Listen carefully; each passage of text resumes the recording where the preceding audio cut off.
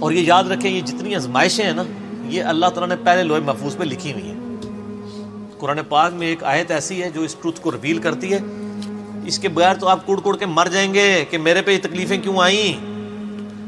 جب آپ کو یہ آیت پتہ چلے گی نا پھر آپ کہیں گے یا اللہ جس حال میں تو رکھے تو نے آزمانا تو ہے۔ اور یہ جو طارق جمیل صاحب اور یہ باقی جو واعظین کر رہے ہیں نا کہ آپ اللہ کے راستے پہ آ جائیں تو انشاءاللہ تعالی ساری پریشانیاں دور ہو جائیں گی، ان کو تھوڑا اپنے آپ کو ریوائز کرنا چاہیے۔ اس طریقے سے پریشانیاں دور نہیں ہوں گی، پریشانیاں جھیلنی آسان ہو جائیں گی۔ اگر اللہ کے راستے پہ آنے سے پریشانیاں دور نہیں ہوتی تو نبی الاسلام کی دور ہوتی نا۔ بخاری مسلم میں حدیث ہے، وفات تک اما عائشہ کہتی ہیں کہ 3 مہینے ہمارے گھر میں چولہا نہیں جلتا تھا، 2 کالی چیزوں پہ کھجور اور پانی پہ گزارا ہوتا تھا، اور وہ بھی تھوک کے حساب سے نہیں، 1 کھجور اور پانی کا پیالہ صبح، میٹھا پانی 8-10 کلومیٹر سے بھر کے لانا پڑتا تھا، اور ایک شام کو، یہ ٹوٹل خوراک تھی، ٹھیک ہے۔ اور بعد میں صحابہ کرام کو بھی دیکھ لیں، رومن اور پرشین امپائر بھی فتح ہو گئی ہیں تو انہوں نے اپنی زہد کی زندگی گزاری ہے۔ تو یہ کہانیاں نہ کرایا کریں لوگوں کو، لوگ پھر مایوس ہوتے ہیں، لوگ کہتے ہیں نہیں ہم دین کے راستے پہ آئے، تکلیفیں اور بڑھ گئی ہیں۔ یہ پھر وہ لوگ اس طرح نہیں ہوتا۔ ہاں اس لیے کہا کہ فی الدنیا حسنہ مانگو اور آخرت میں حسنہ مانگو۔ حسنہ کا کیا مطلب ہے کہ رزق کی فراوانی ہو جائے گی؟ نہیں، جس حال میں آپ خوش ہو جائیں گے۔ جو صحیح مسلم میں حدیث ہے، ہمیشہ اپنے سے نچلے والے کو دیکھو، یوں تمہیں قناعت نصیب ہوگی، اللہ کی نعمتوں پہ شکر کرو گے۔ دنیا میں کوئی شخص کہہ سکتا ہے کہ میرے سے نیچے تو ہی کوئی نہیں ہے؟ سر ہر مسلمان اربوں لوگوں سے اوپر ہے۔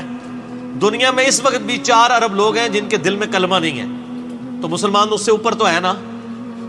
پھر اور نعمتیں گننے شروع کریں۔ سر پی سی ہوٹل کا مالک جو ہے وہ مرچ نہیں کھا سکتا، اور میں چنا چاٹ بھی کھا لیتا ہوں، تو میں اس سے بہتر ہوں۔ ایک فیکٹر میں نے کنسیڈر کیا نا۔ اس کے بعد دولت ہے تو کیا کرے گا؟ ڈالر کھائے گا۔ تو ہر بندے کو اللہ نے آزمائش میں ڈالا ہے۔ تو یہ آیت ہے سورۃ الحدید کی آیت نمبر 22 اور 23۔ اعوذ باللہ من الشیطان الرجیم۔ ما اصاب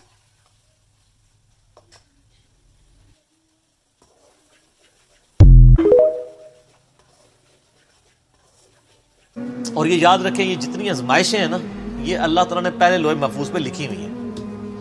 قرآن پاک میں ایک آیت ایسی ہے جو اس ٹروتھ کو ریویل کرتی ہے، اس کے بغیر تو آپ کڑ کے مر جائیں گے کہ میرے پہ یہ تکلیفیں کیوں آئیں۔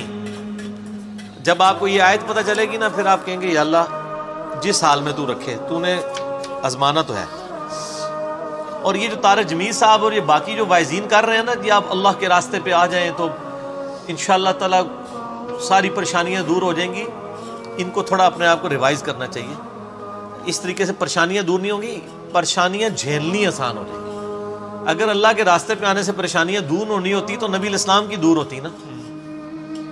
بخاری مسلم میں حدیث ہے، وفات تک اما عائشہ کہتی ہیں کہ 3 مہینے ہمارے گھر میں چولہا نہیں جلتا تھا، 2 کالی چیزوں پہ کھجور اور پانی پہ گزارا ہوتا تھا، اور وہ بھی تھوک کے حساب سے نہیں، 1 کھجور اور پانی کا پیالہ صبح، میٹھا پانی 8-10 کلومیٹر سے بھر کے لانا پڑتا تھا، اور ایک شام کو، یہ ٹوٹل خوراک تھی، ٹھیک ہے۔ اور بعد میں صحابہ کرام کو بھی دیکھ لیں، رومن اور پرشین امپائر بھی فتح ہو گئی ہیں تو انہوں نے اپنی زہد کی زندگی گزاری ہے۔ تو یہ کہانیاں نہ کرایا کریں لوگوں کو، لوگ پھر مایوس ہوتے ہیں، لوگ کہتے ہیں نہیں ہم دین کے راستے پہ آئے، تکلیفیں اور بڑھ گئی ہیں۔